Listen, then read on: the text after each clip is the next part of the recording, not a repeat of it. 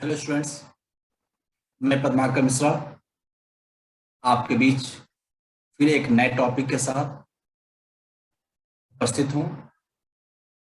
यह वीडियो आप लोग को थोड़ा सा विलंब से मिल रहा है क्योंकि तबीयत नहीं सही था, इसलिए मैं आप लोग के लिए वीडियो नहीं बना पाया। आज जो टॉपिक मैं आप लोग के सामने एक्सप्लेन करने जा रहा हूँ वह previous topic Indian economy on the eve of independence का ही एक पार्ट है। आज हम लोग ये पढ़ेंगे on the eve of independence हमारी इकोनॉमी जहां पर थी उसमें एग्रीकल्चर सेक्टर का क्या पोजीशन था, उस पर आज हम डिस्कस करेंगे। उसके बाद से अगला वीडियो हमारा होगा सेकेंडरी सेक्टर इंडस्ट्री के लिए होगा, अगला उसके बाद टर्शियरी सेक्टर सर्विस सेक्टर के लिए होगा। एक एक वीडियो हम अलग अलग आप लोग के लिए प्रेजेंट करेंगे ताकि आपको समझने में भी आसानी हो और आप लोग अपना नोट्स भी अच्छे से बना सकें। तो चलिए आज मैं स्टार्ट करता हूं। Indian economy on the eve of independence में state of agriculture sector.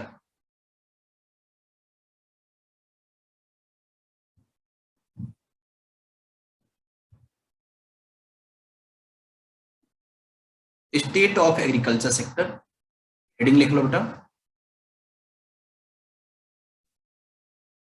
State of agriculture sector.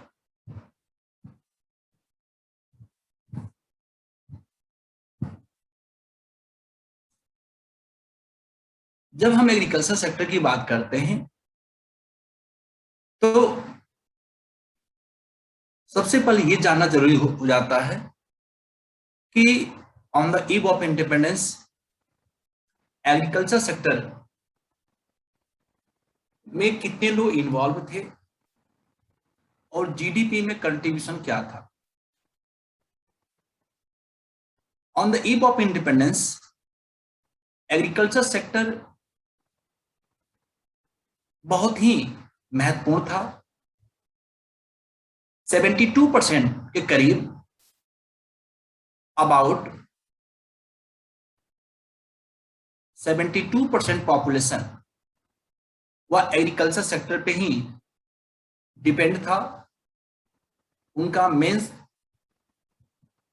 Means of livelihood agriculture sector था। तो हम कह सकते हैं कि हमारी इकोनॉमी मेनली अग्रेरियन इकोनॉमी के रूप में थी, यानी कि वह एग्रीकल्चर बेस्ड थी, कृषि प्रधान अर्थव्यवस्था थी। इसमें एग्रीकल्चर सेक्टर का कंट्रीब्यूशन सबसे ज्यादा था। कंट्रीब्यूशन मतलब ऑक्यूपेशनल डिस्ट्रीब्यूशन में देखा जाए तो सबसे ज्यादा था, क्योंकि लोगों के जीवन यापन मीन्स ऑफ लाइवलीहुड वह एग्रीकल्चर सेक्टर था। लेकिन इतना होने के बाद भी जो जीडीपी में कंट्रीब्यूशन था वो बहुत ही कम था, लगभग 50% था। जीडीपी ग्रॉस डोमेस्टिक प्रोडक्ट में यदि इनका कंट्रीब्यूशन देखा जाए तो लगभग 50% था। और सेकेंडरी सेक्टर टर्शियरी सेक्टर की यदि बात करें तो वह 28% लोग उसमें इन्वॉल्व थे, लेकिन उनका कंट्रीब्यूशन 50% था। तो देखा जाए तो सेकेंडरी टर्शियरी उस समय भी ठीक था, क्योंकि दो लोग मिलकर के 28% पॉपुलेशन 50% कंट्रीब्यूट कर रहा था, और एग्रीकल्चर सेक्टर हमारा 72% पॉपुलेशन के साथ 50% जीडीपी में कंट्रीब्यूट कर रहा था। यानी कि ये क्या शो कर रहा है कि हमारी इकोनॉमी वो बैकवर्ड इकोनॉमी थी। कैसी इकोनॉमी थी? हमारी इकोनॉमी बैकवर्ड थी।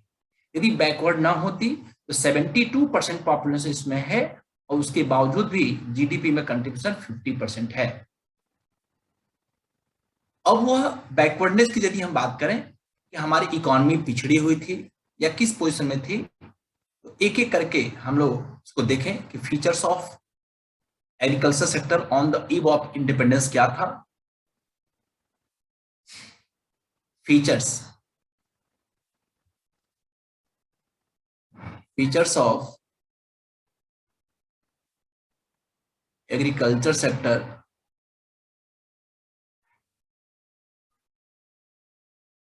on the eve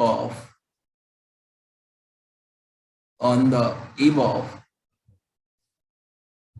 independence.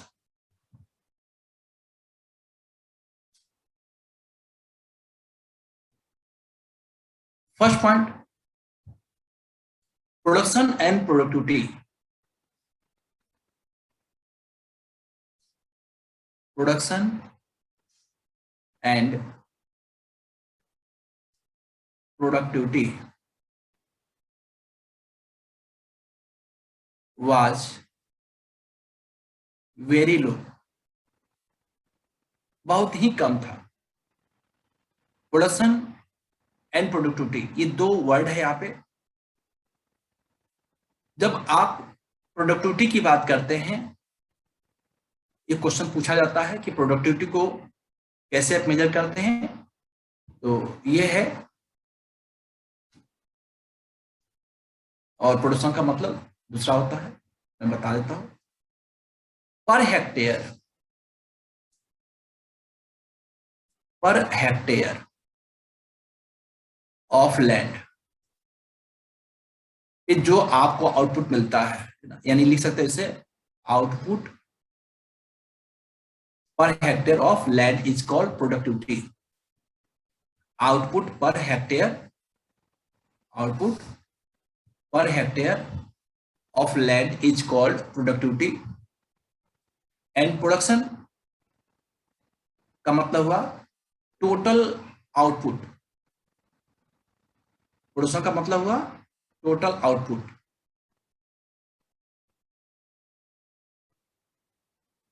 ठीक, जो भी जमीन है, जितना भी एग्रीकल्चरल लैंड है, उस पर हमें क्या मिला, वो हो जाएगा टोटल आउटपुट। और पर हेक्टेयर ऑफ लैंड पे हमें क्या मिला, उसको कहेंगे प्रोडक्टिविटी। तो दो क्रॉप को हम लोग मेनली देखते हैं, एक वीट का, दूसरा पैडी का। एक मैं टेबल बनाता हूं।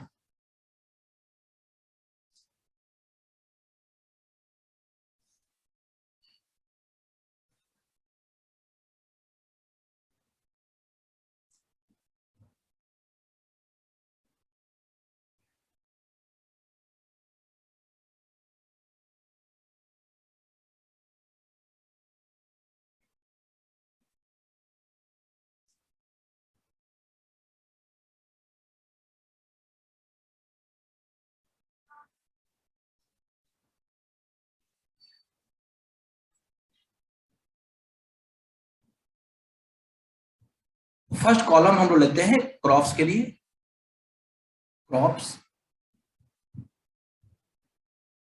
और सेकंड कॉलम हम लेते हैं बेटा प्रोडक्टिविटी,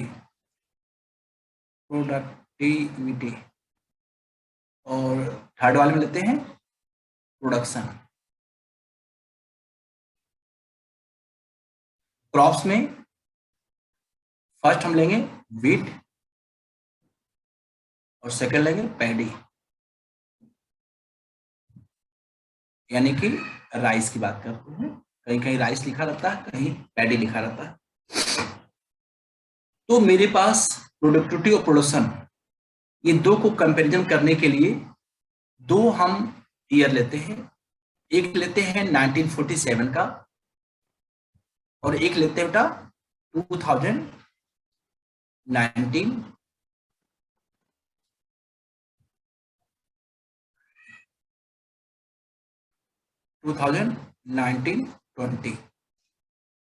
यहाँ जाएगा 1947, यहाँ जाएगा 2019-20। जब वीट की बात करते हैं तो 1947 में वीट की प्रोडक्टिविटी थी बेटा 660 kg पर हेक्टेयर। कितना? 660 किलोग्राम पर हेक्टेयर। यानी 1 हेक्टेयर लैंड पे कितना आउटपुट मिला था? 660 केजी। जबकि वहीं पैडी का कितना था? तो 665 केजी था पर हेक्टेयर। ये कब की बात हो रही है? 1947 की। जो हमारा एरिया था, लैंड एरिया इंडिया का, वो तो वही था। लेकिन 2019-20 में ये बढ़ के हो गया 3421 केजी पर हेक्टेयर। और पैडी का प्रोडक्टिविटी बढ़कर हो गया 2705 केजी पर हेक्टेयर। ये कब की बात हो रही है? 1947 और 2019-20 के साथ हो रहा। कि productivity of wheat was 660 KG per hectare और पैडी का था 665 केजी पर हेक्टेयर 1947 में। जो कि 2019-20 में व्हीट की प्रोडक्टिविटी 3421 केजी पर हेक्टेयर हो गई और पैडी का प्रोडक्टिविटी 2705 केजी पर हेक्टेयर हो गया। अब इससे एक कंपैरिजन कर लेना थोड़ा सा हम लोग के लिए इजी हो जाएगा कि जो प्रोडक्टिविटी 3421 इसको मैं डिवाइड करता हूं 660 से, तो पता चलता है इसमें जो ग्रोथ हुआ, ये जो ग्रोथ हुआ बेटा, ये कितना हो गया है? ये ग्रोथ हुआ 5.18 टाइम्स। ये बढ़ा है। जबकि बात किया जाए पैडी के लिए तो ये है 2705 डिवाइडेड बाई 665, ये है 4.067 टाइम्स। इतना गुना बढ़ा। व्हीट की जो प्रोडक्टिविटी है, ऐसे सीधा सीधा देखा जाए तो 5 गुने से ज्यादा बढ़ा और पैडी की प्रोडक्टिविटी 4 गुने से ज्यादा बढ़ गया। जबकि जो एरिया ऑफ लैंड बेटा, वो तो जो 1947 में था वही आज भी है। लेकिन देखा जाए तो एग्रीकल्चरल लैंड उस समय ज्यादा था क्योंकि पॉपुलेशन कम था, और आज पॉपुलेशन ज्यादा हुआ। तो जब पॉपुलेशन बढ़ता है, उनको रहने के लिए घर चाहिए, और घर चाहिए कहाँ से? जमीन आएगा तो जो एग्रीकल्चरल लैंड है उसी पे घर बनेगा। तो एग्रीकल्चरल लैंड तो कम हो गया लेकिन प्रोडक्टिविटी बढ़ गई। अब ऐसा क्यों हुआ? तो सीधा सीधा कहा जाएगा कि due to introduction of green revolution.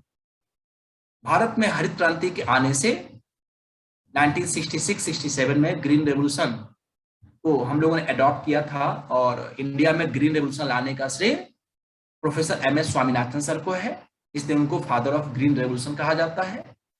जबकि नॉर्मन ई बोरलॉग को फादर ऑफ ग्रीन रेवोल्यूशन कहा जाता है। पूरे विश्व में ग्रीन रेवोल्यूशन लाने का काम नॉर्मन ई बोरलॉग को कहा जाता है। और ग्रीन रेवोल्यूशन वर्ड सबसे पहले किसने वर्ड यूज किया था? तो विलियम गैड ने यूज किया था। विलियम गैड ने यह वर्ड यूज किया था, लेकिन उसको सिस्टमेटिकली एक्सप्लेन किया था और उसको इंप्लीमेंट किया था पूरे विश्व में, पूरे वर्ल्ड में नॉर्मन ई बोरलॉग। जबकि इंडिया में ग्रीन रेवोल्यूशन लाने का काम किया था प्रोफेसर MS स्वामीनाथन ने। अभी हम लोगों ने बात किया प्रोडक्टिविटी का। इसका मतलब समझ में आ गया होगा आप लोग को। प्रोडक्टिविटी ऑफ व्हीट 5 गुने से ज्यादा बढ़ा, जबकि पैडी की प्रोडक्टिविटी 4 गुने से ज्यादा बढ़ी। एग्रीकल्चरल लैंड पहले के मुकाबले कम हुआ क्योंकि पॉपुलेशन इंक्रीज किया, और जब इंक्रीज करेगा तो उनको रहने के लिए घर चाहिए, और जहां वो घर बनवाएंगे, अब कहाँ बनवाएंगे? वो तो जो पहले का घर है उसमें पॉपुलेशन बढ़ेगा तो उसके ऊपर कितना जाएगा? तो जो एग्रीकल्चरल लैंड है उसी पे बनेगा। एग्रीकल्चरल लैंड कम हो गया लेकिन प्रोडक्टिविटी बढ़ गई। इसका मतलब हुआ कि ग्रीन रिवॉल्यूशन के आने से यह चमत्कार देखने को मिला। ये बात हुई इसकी productivity of wheat and paddy की। अब हम बात करते हैं प्रोडक्शन ऑफ व्हीट की बात करते हैं। प्रोडक्शन ऑफ व्हीट कितना था? तो 64 लाख टन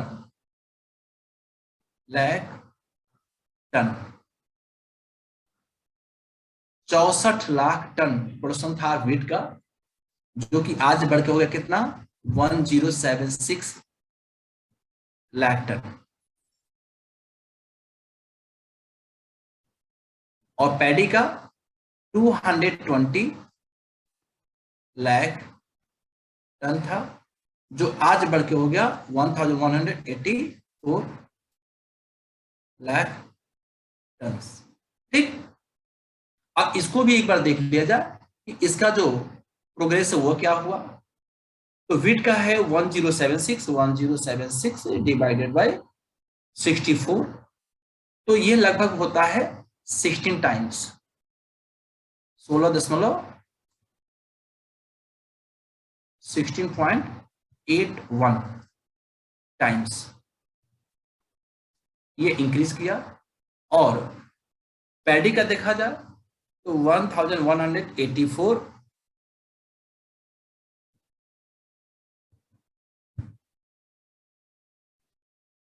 220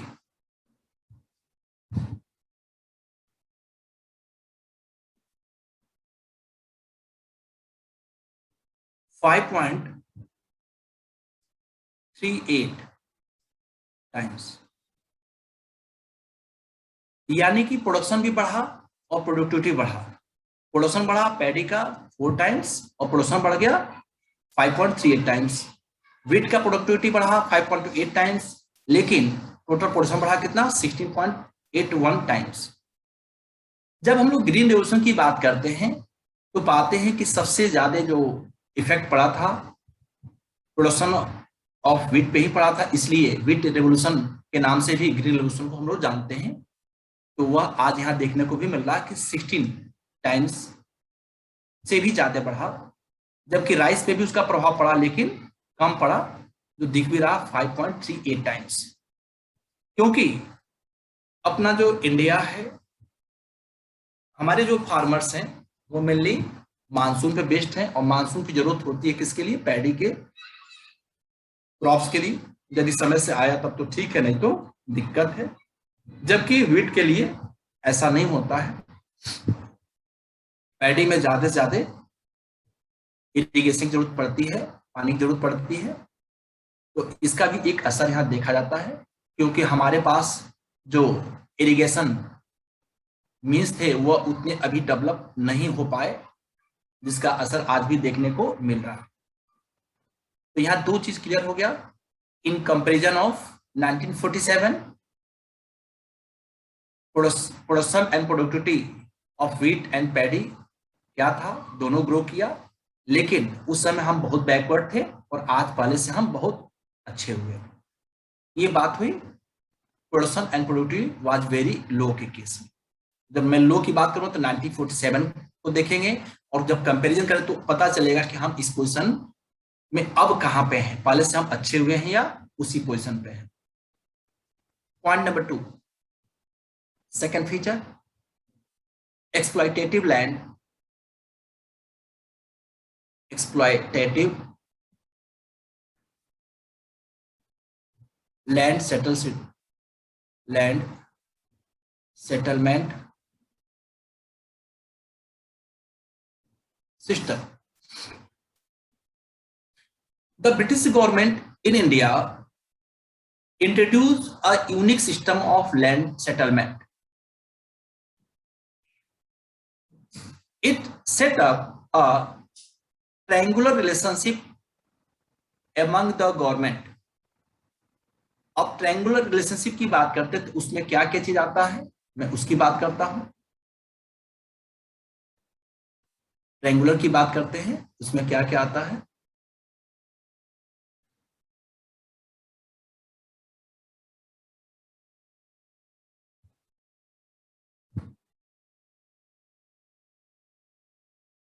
ये ट्रायंगुलर रिलेशनशिप की बात हो रही है, इसमें कौन कौन है? ट्रायंगुलर रिलेशनशिप में आता बेटा ओनर ऑफ द सॉइल, एक तो यहां पे गवर्नमेंट होगी, एक होगा यहां पे ओनर ऑफ सॉइल, और एक होगा बेटा टीलर ऑफ द सॉइल। ये तीन लोग हैं यहां पे, एक है गवर्नमेंट, दूसरा ओनर ऑफ द सॉइल, और तीसरा टीलर ऑफ द सॉइल। यहाँ पे जो गवर्नमेंट की बात है वो कौन है? तो ब्रिटिश गवर्नमेंट थी, इसकी बात हो रही है ब्रिटिश गवर्नमेंट, ये हमारे ऊपर रूल को कर रहे थे। इनका जो काम था क्या करना, तो जो गवर्नमेंट टैक्स चार्ज करती थी, ब्रिटिश गवर्नमेंट भी एक्सप्लॉयटेशन की पॉलिसी अडॉप्ट कर रही थी, और जो उन्होंने लैंड रिवेन्यू अर्न करने के लिए जो टैक्स चार्ज किया, किसके ऊपर? ओनर ऑफ द सॉइल के ऊपर, ओनर ऑफ द सॉइल के ऊपर, इनके ऊपर चार्ज किया कि भाई तुम्हें ये टैक्स देना है। तो यदि गवर्नमेंट ने चार्ज किया कि आपको 100 रुपए टैक्स देना है, कितना? ₹100। ओनर ऑफ द सॉइल ने क्या कर दिया, ये ट्रांसफर कर दिया किसके ऊपर? टीलर ऑफ द सॉइल के ऊपर, और इनसे कहा कि बेटा तुम 150 रुपए अब मुझे दो, 150 रुपीज।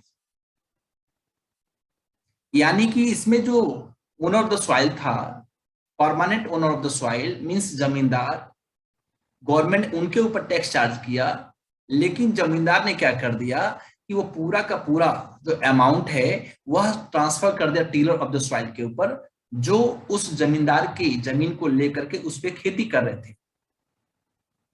तो जो भी अमाउंट फिक्स था गवर्नमेंट के द्वारा, वो तो इनको पे करना ही करना था, ओनर ऑफ द सॉइल को देना था। लेकिन ओनर ऑफ द सॉइल ने ये अपना बर्डन किसको ट्रांसफर कर दिया? टीलर ऑफ द सॉइल को। अब टीलर ऑफ द सॉइल जहां से भी दे, ओनर ऑफ द सॉइल को जमींदार से उससे कोई मतलब नहीं है। यानी कि यहां पे गवर्नमेंट ने, ब्रिटिश गवर्नमेंट ने चार्ज किया land revenue tax owner of the soil से, लेकिन इन्होंने पूरा बर्डन दे दिया टीलर ऑफ द सॉइल को। पूरा बर्डन तो दिया ही, साथ साथ उन्होंने 50 रुपीज और भी ऐड कर दिया। मान लो एग्जाम्पल मैंने दिया बेटा, ये 100 रुपीज में एग्जाम्पल दे रहा हूं। अब यहां पे कौन सबसे ज्यादा इससे मारा गया? Tiller of the soil. कितना? पूरा 150 रुपए टैक्स भर रहा कौन? Tiller of the soil. जबकि ओनर ऑफ द सॉइल भी तो है ना, लेकिन जो जमींदार है उसने 50 रुपए लेकर के और अपनी जिंदगी को मौज मस्ती में लगा दिया। इसमें ब्रिटिश गवर्नमेंट को फायदा हुआ 100 रुपए का। भाई 150 रुपए टीलर ऑफ द सॉइल ने तो दे दिया ना, फार्मर ने दे दिया, किसको? ओनर ऑफ द सॉइल को। और ये 150 रुपए लेकर के, है ना, इसमें से 100 रुपीज इनको दे दिया, लो भाई 100 रुपए तुम टैक्स लगाए थे ना, ले जाओ, ये मत करना तूने नहीं दिया। और 50 रुपए ये इन्होंने क्या कर लिया? अपने पास रख लिया, और इस 50 रुपए को अपने लग्जरी लाइफ को बनाने में लगा दिया। तो कमाया कोई और उसका जो मौज मस्ती है कोई और कर रहा था। अब टीलर ऑफ द सॉइल के पास आप ये समझ सकते हैं कि यदि उसकी फसल उतनी की नहीं हुई तो वो कहां से देगा? उसको देना ही देना था। उसको क्या दिया गया? भाई तुमको इतना देना है, तुम बच नहीं सकते। यानी कि जो ये लेबरर्स थे, लैंडलेस लेबरर, जिन्होंने दूसरे से जमीन लेकर के खेती करने की बात सोची थी, उनका भरपूर तरीके से क्या हुआ? एक्सप्लॉयटेशन हुआ। कितना हुआ? जो टीलर ऑफ द सॉइल थे, इनका एक्सप्लॉयटेशन किसने किया?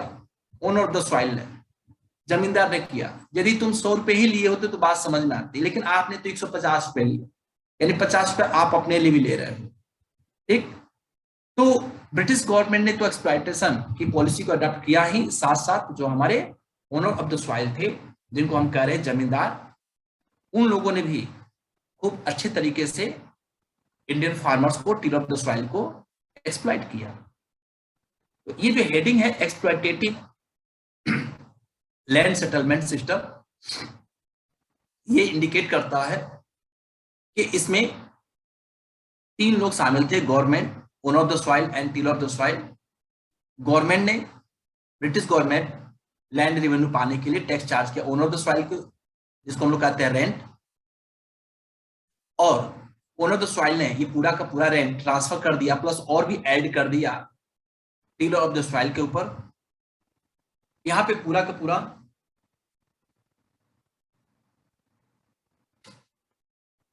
एक्सप्लॉयटेशन हुआ किसका? टिलर ऑफ द सॉइल का। यानी कि जो ये लैंड सेटलमेंट सिस्टम था वह एक्सप्लॉयटेटिव था। क्लियर हो गया? पूरे हेडिंग को बेटा आप लोग याद कर लेंगे, आपसे एग्जाम में ऐसे ही पूछा जाएगा। जब आप ये समझे रहेंगे तो जैसे ये सिस्टम आए आप समझ जाएंगे कि लैंड सेटलमेंट सिस्टम में क्या था। तो government, owner of the soil and tiller of the soil, इसको हम लोग कहते हैं ट्रायंगुलर रिलेशनशिप। तो जो ट्रायंगुलर रिलेशनशिप था लैंड सेटलमेंट में, कौन कौन था? तो गवर्नमेंट थी, British government, owner of the soil and tiller of the soil. जो लैंड सेटलमेंट सिस्टम था वह ट्रायंगुलर था, रेक्टेंगुलर था, दोनों था। तो क्या बोलेंगे? ट्रायंगुलर था, government, owner of the soil and tiller of the soil, ये तीन लोग थे। पॉइंट नंबर 3, थर्ड पॉइंट है बेटा, forced commercialisation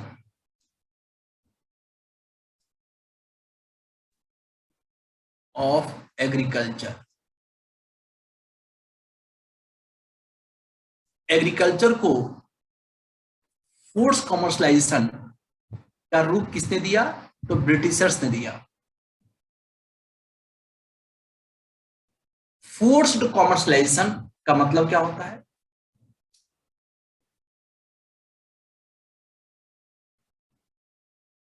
forced commercialisation refers to a shift from subsistence farming to cultivation of cash crops for the market. Commercialization of agriculture refers to a shift from subsistence farming or subsistence cultivation to cultivation of cash crop for the market. जब हम बात करते हैं subsistence farming की, इसका मतलब होता है कि कल्टीवेशन फॉर सेल्फ कंजम्पशन। जो अपने कंजम्पशन के लिए आप फार्मिंग करते हैं, कल्टीवेशन करते हैं, वह सबसिस्टेंस फार्मिंग कहलाता है। लेकिन जब आप मार्केट में बेचने के लिए कैश क्रॉप को बोते हो, खेती करते हो, कल्टीवेशन करते हो, उसे कहते हैं commercial farming. Farmers were forced to grow commercial crops to cope with the need of the British industry. उस समय तक जो ब्रिटिश गवर्नमेंट चाहती थी उस चीज की खेती हमारे फार्मर्स को करनी होती थी, क्योंकि उनका मेन पर्पस था कि ब्रिटेन के इंडस्ट्री को बढ़ाना। तो ब्रिटेन के टेक्सटाइल इंडस्ट्री को बढ़ाने के लिए ब्रिटिशर्स ने इंडियन फार्मर्स को इंडिगो प्रोड्यूस करने के लिए प्रेशर डाला कि भाई तुम्हें इंडिगो की खेती करनी है। और इंडिगो उन्हें क्यों जरूरत थी? क्योंकि ब्रिटेन में टेक्सटाइल इंडस्ट्री को जरूरत थी ब्लीचिंग के लिए, डाइंग के लिए। तो उनका ये था कि सबसे आसान होगा इंडिया में इसकी खेती कराओ, चूंकि हम इसके ऊपर कंट्रोल किए हुए हैं, ये हमारे अंडर में है। तो हमारे जो फार्मर्स थे वह सब्सिस्टेंस फार्मिंग को छोड़ करके और वह इंडिगो की खेती पे ज्यादा तवज्जो दे रहे थे। और वह खुशी खुशी नहीं कर रहे थे बेटा, वह अंडर प्रेशर थे ब्रिटिशर्स के, इसलिए उसको कहते हैं फोर्स्ड कॉमर्शलाइजेशन। फोर्स्ड कॉमर्शलाइजेशन मतलब कि किसी के कहने पे, किसी के दबाव देने पे हम ये काम कर रहे हैं, हमारा मन ही काम कर रहा है, लेकिन हम अगला कह रहा है, जबरदस्ती कर रहा है, तो हम वो खेती कर रहे हैं। क्लियर? उसमें उसका बेनिफिट था ब्रिटिशर्स का। द फार्मर्स वर इधर lured or forced to accept advance payment for the cultivation of indigo। लो भाई, तुम ये पैसे लो, लो खेती करो, लेकिन करना है तुमको, तुमको इससे भागना नहीं है। यदि मैंने कहा है नहीं पैसे है, लो मैं तुमको दे रहा हूं, लेकिन करो। साथ साथ production of commercial crops exposed the subsistence farmers to uncertainties of market for their own subsistence। Market में भी फार्मर्स को लग रहा था कि जो हमारे क्रॉप्स हैं उनके लिए कोई बहुत ज्यादा वैल्यू नहीं है। Switching from subsistence to cash crop raise credit need of farmers.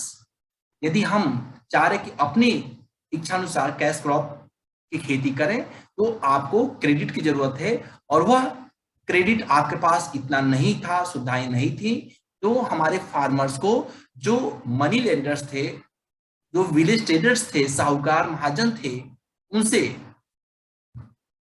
High rate of interest पे पैसे लेने पड़ते थे, जिससे कि वह कर्ज के बोझ में और दब गए। यदि उन्होंने कोशिश भी किया तो कर्ज के बोझ में दब गए, और जिन्होंने हिम्मत नहीं जुटाया वो उनकी बात ही छोड़ दो, वो तो उसमें शामिल ही नहीं हुए उस दौड़ में। क्लियर? तो फोर्स कमर्शियलाइजेशन में क्या आता बेटा कि इंडिगो की खेती करने के लिए, फार्मिंग करने के लिए फार्मर्स को सबसे ज्यादा परेशान किए लोग, प्रेशर डाले कि नहीं तुम सब्सिस्टेंस फार्मिंग को छोड़ो और कैश क्रॉप को अपनाओ। Clear? Point number 4, lack of investment, lack of investment in agriculture infrastructure।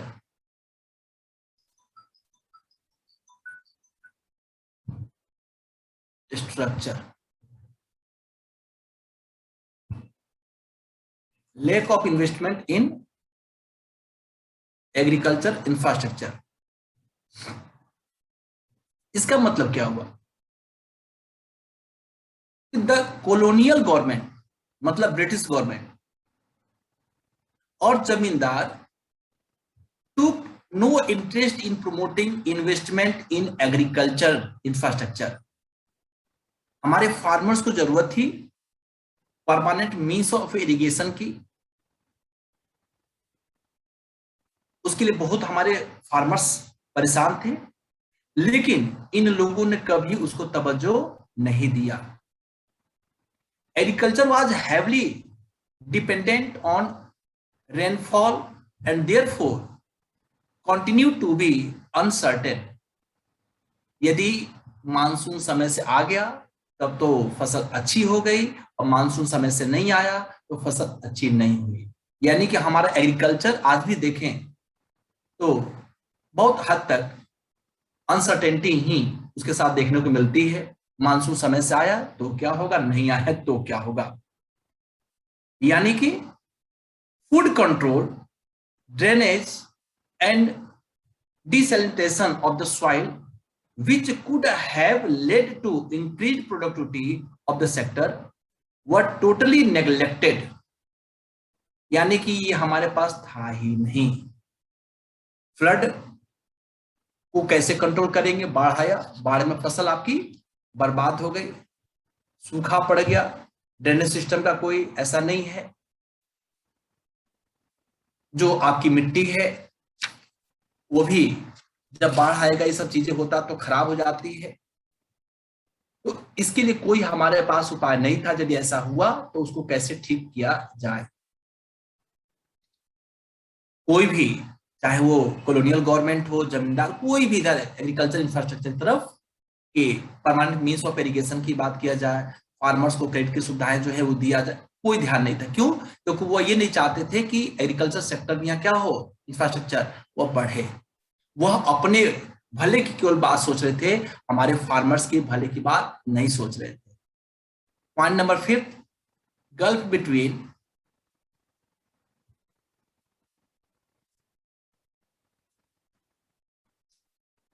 Owner of the soil and tiller of the soil. अब ये जो दोनों के बीच में दूरी है, gulf between owner of the soil, ये तो बढ़ना ही बढ़ना था। अब कैसे बढ़ना था ये भी समझ लीजिए। Gulf between owner of the soil and tiller of the soil, जब ब्रिटिश गवर्नमेंट जो टैक्स चार्ज कर रही है, आप उससे भी ज्यादा आप हमसे ले रहे हैं, आप उतना ही चार्ज किए तो बात समझ में आती, लेकिन आपने अच्छा खासा अमाउंट चार्ज किया। हमारे पास उतना सोर्स ऑफ इनकम भी नहीं है, हमारा एग्रीकल्चर सेक्टर जो है वह अनसर्टेन है। तो जब अनसर्टेन है तो हम क्या करते? तो हमारे फार्मर्स बहुत ही दुखी थे, यानी कि दोनों के बीच में एक बहुत बड़ा गैप अराइज हुआ, जिसको कहते हैं gulf between owner of the soil and tiller of the soil. Okay, समझ में आ गया बेटा? Gulf between owner of the soil and tiller of the soil का मतलब क्या हुआ कि जो आप ज्यादा से ज्यादा रिवेन्यू चार्ज कर रहे थे, जो ब्रिटिशर्स थे वो चार्ज करते किससे? जो हमारे ओनर ऑफ द सॉइल थे उनसे, और वो owner of the soil, tiller of the soil से वो पूरा अमाउंट तो चार्ज किया ही, उससे भी ज्यादा इन्होंने चार्ज कर दिया। तो जो ज्यादा अमाउंट इन्होंने चार्ज किया वो क्या हो गया, इनके लिए दिक्कत की बात आई। तो हमारे फार्मर्स जो थे वो दुखी हुए थे, जिससे ओनर ऑफ द सॉइल और टीलर ऑफ द सॉइल के बीच में दूरी बढ़ने लगी। आखिर वो हमारे फार्मर्स कहां से देते? तो वह किसी से कर्ज लेकर देते, क्योंकि हमारी फसल तो खराब हो गई थी, ये सब दिक्कतें थी उसमें। Next point, small and fragmented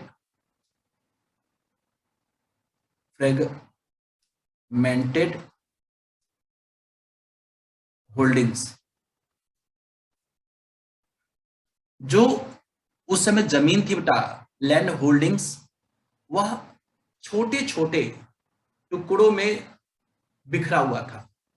एक तो साइज ऑफ लैंड छोटा था, उसमें भी एक यहां है एक वहां है, here and there. Fragmented holding का मतलब होता है कि piece of land scattered here and there. तो जब जमीन हमारी इधर उधर बिखरी होगी, उस पर फार्मिंग करना, उस पर एग्रीकल्चर करना कठिन हो जाता है। क्यों? क्योंकि फार्मिंग करने के लिए एक बार हमें वहां पर अपने मशीन को जो भी होगा लेके जाना पड़ेगा, एक बार मुझे वहां लेके जाना पड़ेगा, एक बार ट्रैक्टर को, हल को, बैल को ऐसे करने पड़ेंगे, तो उसमें समय ज्यादा लगता है, उसकी कॉस्ट भी ज्यादा आती है। तो ये प्रॉब्लम इसलिए थी कि जो कॉस्ट ऑफ प्रोडक्शन ज्यादा हो रहा था due to small and fragmented holding से था। नेक्स्ट 7th पॉइंट बेटा, subsistence outlook.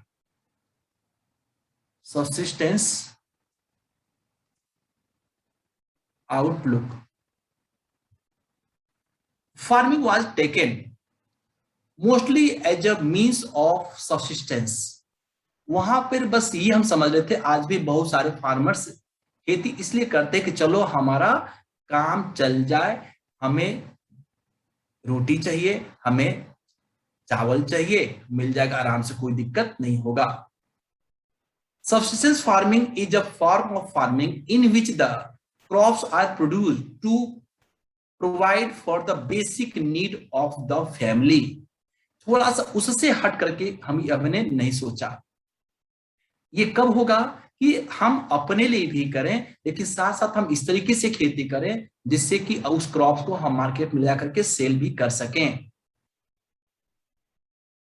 there is a little surplus left for sale in the market, implying the lack of commercial outlook.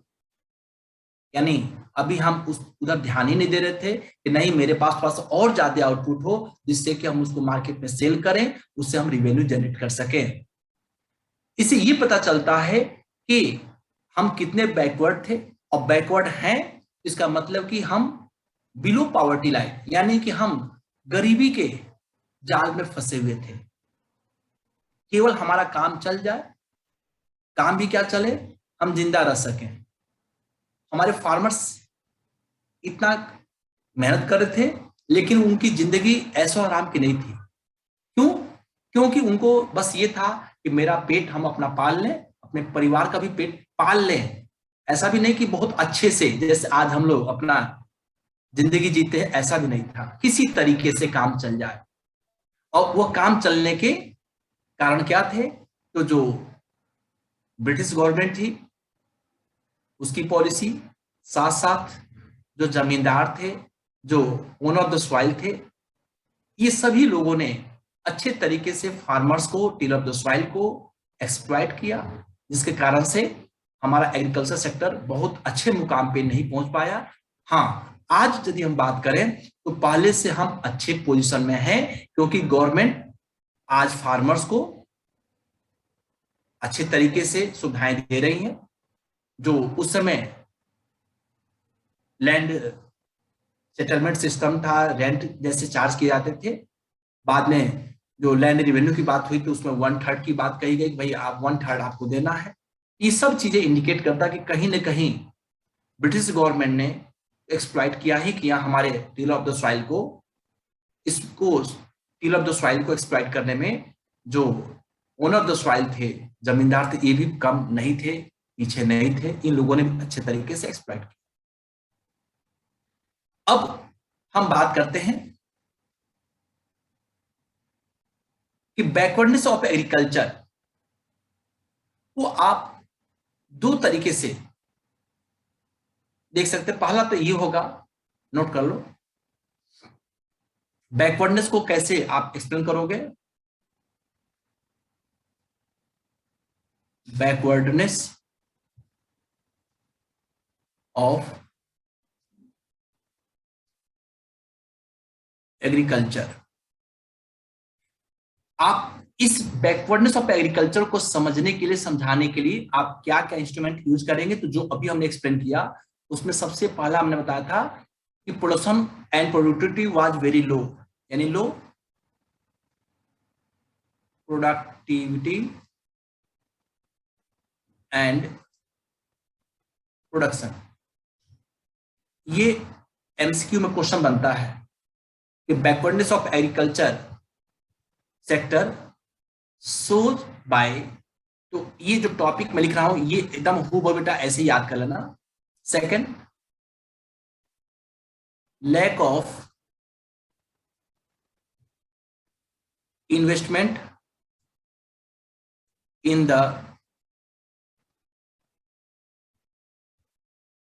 Agriculture infrastructure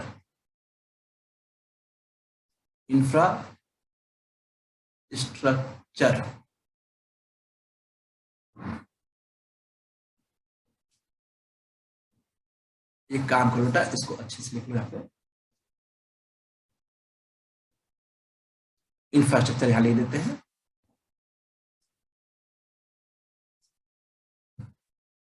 कहीं के infrastructure agricultural sector भी लिखा रहता है ना, तो एग्रीकल्चरल सेक्टर कर लो, ये भी हो जाएगा sector oblique infrastructure. And third, small and fragmented holdings। जो जमीन का आकार था, piece of land was very small and small piece of land scattered here and there, उसको फ्रेगमेंटेड कहते हैं। And fourth point is subsistence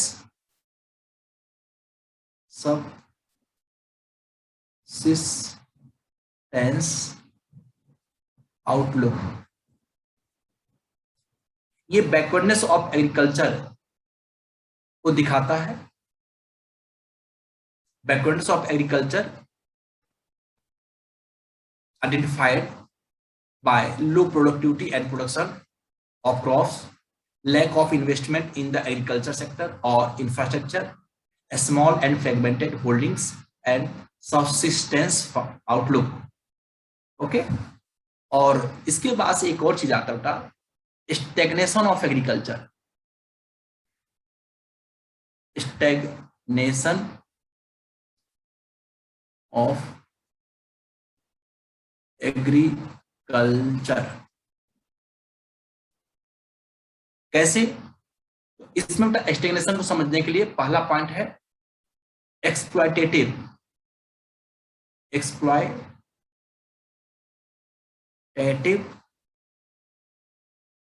land settlement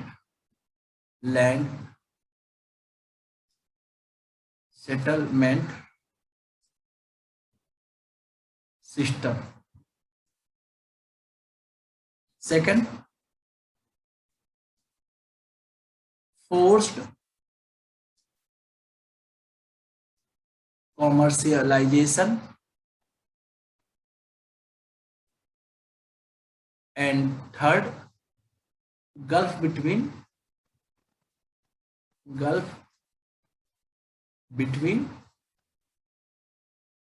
owner of the soil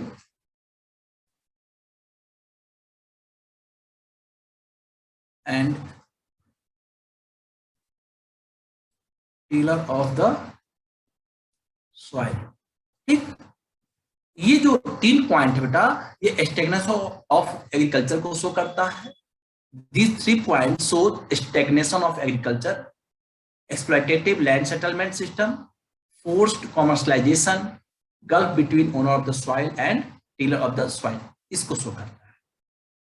इसको बेटा हुबहू ऐसे याद कर लेना।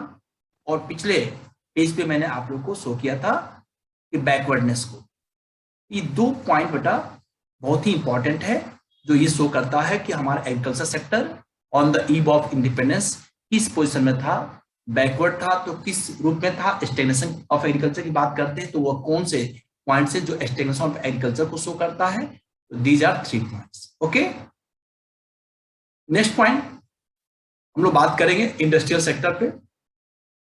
अगला हमारा जो वीडियो होगा वह industrial sector on the eve of independence पे होगा। अगले क्लास में इसको मैं अपलोड करूंगा। जो आज पहली बार जुड़े हैं, आप लोगों ने अभी तक economics eight finger tip subscribe नहीं किया है तो आप सब्सक्राइब कर लें और साथ साथ नोटिफिकेशन बेल आइकॉन को भी ऑन कर लें, ताकि जैसे कोई भी वीडियो, कोई स्टडी मटेरियल हम अपलोड करें तो आपको उसका नोटिफिकेशन मिल जाए और उसका लाभ आप जल्दी से जल्दी ले सकें। अब मैं पहले से स्वस्थ हूं, वीडियो कंटिन्यू होगा, आप लोग देखते रहिए। टेस्ट सीरीज भी स्टार्ट करने वाले हैं, चैप्टर वाइज होगा, तो आप लोग कोई भी वीडियो मिस ना करें, सब देखते रहिए। और यदि आप हमारे साथ जुड़े रहे, एक एक वीडियो टेस्ट सीरीज आपने किया, तो मैं आपको विश्वास दिलाता हूं कि जो 40 क्वेश्चन आएगा, 40 मार्क्स आप लोग को लाने हैं, 50 क्वेश्चन आपको करने हैं, 60 क्वेश्चन रहेगा। तो कोई ऐसा क्वेश्चन नहीं आपको नजर आएगा कि ये क्वेश्चन हम लोगों ने नहीं देखा था, नहीं किया था। आप उस क्वेश्चन को बहुत इजी वे में लेकर के, समझ करके और कर लेंगे और अच्छे नंबर, यानी जो 40 नंबर है आपको मिल जाएगा। अभी फिलहाल जो बोर्ड की तरफ से है 60 क्वेश्चन पेपर में होगा, उसमें 50 क्वेश्चन करने होंगे। There are 3 section A B C. A में से 24 क्वेश्चन होंगे जिसमें 20 क्वेश्चन करने हैं। सेक्शन बी में भी 24 क्वेश्चन है जिसमें 20 करना है। और सेक्शन सी में 12 क्वेश्चन होगा जिसमें आपको 10 क्वेश्चन करने हैं। 50 क्वेश्चन 90 मिनट में करने हैं। मैंने आपको पिछला वीडियो दिया हुआ है, अभी रिक्वेस्ट मुझे मिल रहा था आप लोगों से, बहुत लोगों का कॉल भी आया, मेरे पास व्हाट्सएप भी आया हुआ है कि सर जो हम लोग का क्वेश्चन पेपर था उसका सॉल्यूशन जो बोर्ड ने जारी किया है, तो 1-2 दिन के अंदर मैं उसका एक्सप्लेनेशन के साथ मैं दे दूंगा वीडियो, आप लोग उसको देखेंगे। उसमें कुछ क्वेश्चंस गलत भी हैं, तो वहां भी मैं आपको बता दूंगा कि कहाँ पे गलत है, क्या चीज गलत है, क्या चीज नहीं दिया हुआ है। तो आपको परेशान होने की जरूरत नहीं है। आप लोग घबराए हुए कि सर इस क्वेश्चन का आंसर ऐसे नहीं आ रहा तो कैसे होगा, तो मुझे मालूम है तबीयत नहीं सही था बेटा, इसलिए हम उस पर वर्क नहीं कर पाए हैं। अब स्वस्थ हो रहे हैं तो मैं आपके हर एक समस्या का समाधान करूंगा, और कोई भी वीडियो आपसे मिस ना हो, इसलिए आप लोग हमसे जुड़े रहिए। टेलीग्राम का लिंक इस वीडियो के नीचे देखेंगे आपको मिलेगा, economics eight finger tip search करके टेलीग्राम के साथ आप जुड़ जाए, वहां पे भी आपको अपडेट मिलता रहेगा। फिर हम आपसे मिलते हैं एक नई वीडियो के साथ। आप बने रहिए, आप अपनी तैयारी को ऐसे ही जोश के साथ जारी रखिए। आप अपना ध्यान रखिए। Thank you.